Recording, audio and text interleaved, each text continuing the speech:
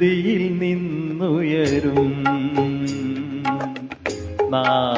നാദശലഭങ്ങളെ സ്വരമായിറയിൽ അലസം നിങ്ങളൻ മനസ്സിന്റെ ഉപവനത്തിൽ പറന്നുവാ ശ്രുതിയിൽ നിന്നുയരും